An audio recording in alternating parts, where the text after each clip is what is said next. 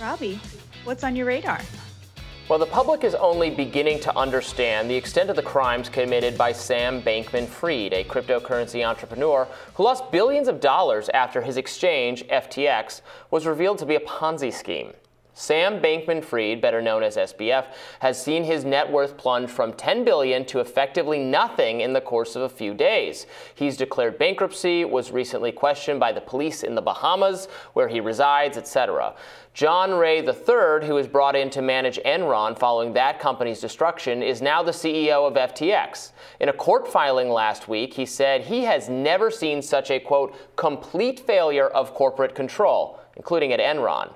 From compromised systems integrity and faulty regulatory oversight abroad to the concentration of control in the hands of a very small group of inexperienced, unsophisticated, and potentially compromised individuals, this situation is unprecedented, he said. SBF engaged in extreme levels of deception to trick people into thinking his crypto exchange was worth more than it actually was. He effectively paid investors, employees, and vendors shares of the company through his token, FTT, and loaned it out to his quantitative investment firm, Alameda Research. The company seemed like it was worth more than it actually was at the end of the day. So this was an elaborate house of cards that fooled investors, celebrities, Democratic politicians. Here's SBF interviewing Bill Clinton and Tony Blair at a crypto conference that he put on earlier this year.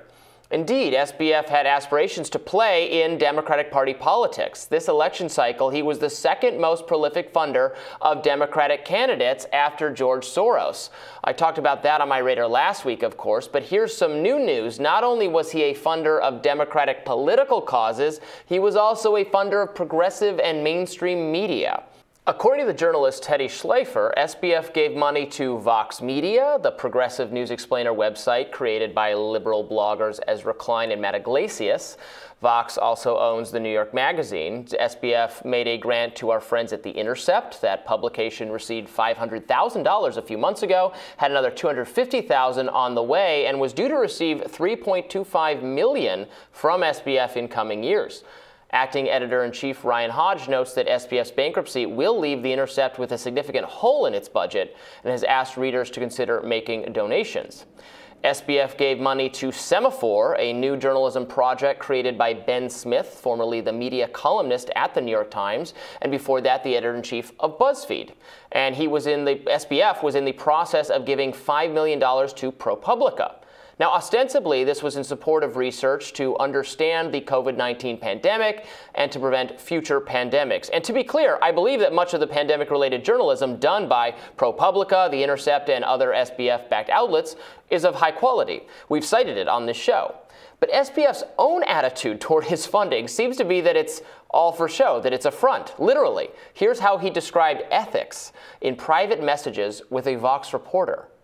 When asked if ethics is mostly a front, SBF replied, yeah, that's not all of it, but it's a lot. So in that case, what did he think he was buying with all his millions that he spent on media companies? Well, here's one answer: favorable coverage. And boy, did he get what he wanted. If you scrutinize the mainstream media, you'll find that SBF was drowning in gushing magazine profiles. Importantly, the news of his vast fraud and deception has not completely ended the favorable coverage. He's now benefiting from what I would describe as soft coverage. The mainstream media is treating him the way they would treat one of their friends, someone they like.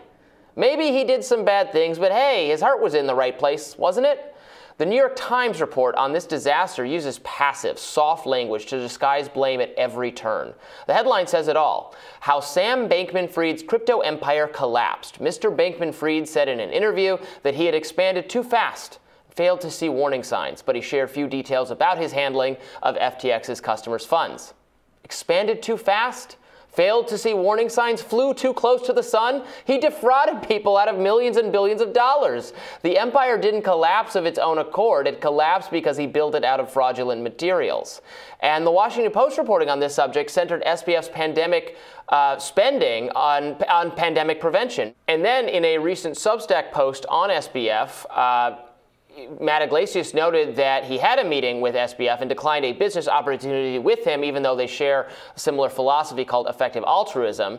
Iglesias' coverage of the SBF crypto collapse spotlights the fact that without SBF's lavish funding of Democratic causes, quote, it's plausible Trump would still be in the White House. Those are some kind words for someone whose crimes are so vast, alleged crimes.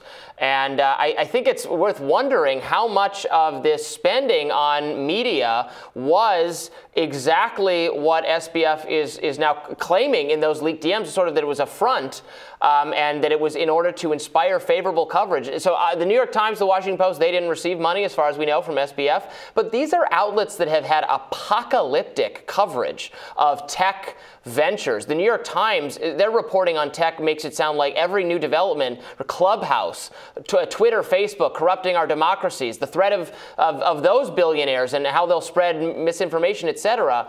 When it came to this guy, it was pretty blasé, and it still is. I don't get it. What do you think, Batya? All right. So the thing you're pointing out, that two things happened. He gave money to media companies and to Democratic politicians, and that he's gotten favorable coverage and a real lack of oversight and soft peddling. Those are both true. And you're right that the Occam's razor explanation is that one led to the other, but I'm going to try to make the argument that they didn't, because just from working in a newsroom, the way that it works is, your boss doesn't come to you and say, hey, we got this money from this guy, therefore the coverage should look like this. I think what happened is that the billionaire class and the media class as it's composed now from leftist elites and the Democratic Party have class solidarity. So I don't think that the money is buying the coverage or the treatment. I think that they all have common interests, which are the common interests of rich liberal people. And so I think it's a little bit less conspiratorial, but I applaud you for covering this and for pointing to it, because yes, the coverage is insane.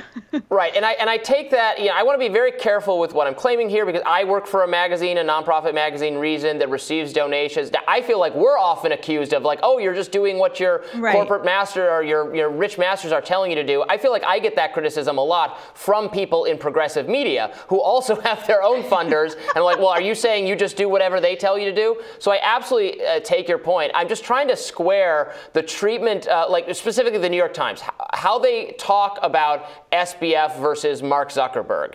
And it's interesting. It doesn't quite add up to me. You're right that it's not like, oh, it's more someone gives you funding because they agree with your mission, they like your mission and want to support you. It's not so much we're telling you what to do. But it's clear that this guy did a good job of making him seem like a hero to a lot of journalists who are otherwise very discerning. In some cases, I think almost too critical of some other figures in related fields. So it's interesting, and we're going to continue to unravel it, because man, there was a lot of spending every which way. But we'll have more Rising right after this.